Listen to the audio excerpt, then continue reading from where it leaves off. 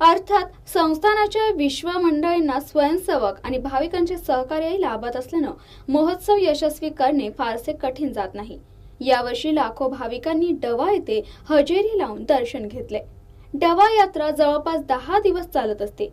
यात्रेत विविध प्रकारची दुकाने लागली आहेत। लाखो भाविकांची संख्या असतानाही कुठेही अशांतता किंवा अनुचित प्रकार घडत नाही। ही संस्थांच्या चांगल्या कार्याची पावतीच आहे। डवा संस्थानावर टाळ मृदुकांचा गजरात जयघोष केला जातो। दूरवरून दिंड्या सहभागी होत असतात। यात्रेदरम्यान डवा परिसरात भक्तिमय वातावरण निर्माण झाले।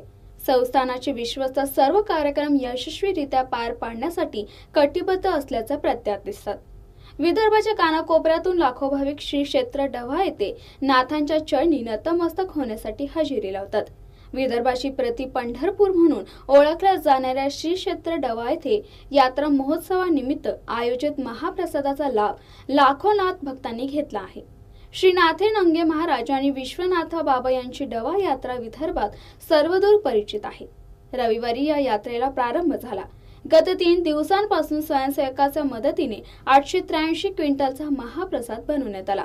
यावेळी रवी साठे आणि अंकुश सोनवणे यांच्याद्वारे निर्मित नाथनंगेमहाराज.com या वेबसाईटचा शुभारंभ करण्यात आला। नाथांजलीच्या विशेषांकाचे प्रकाशन मान्यवरांच्या हस्ते झाले।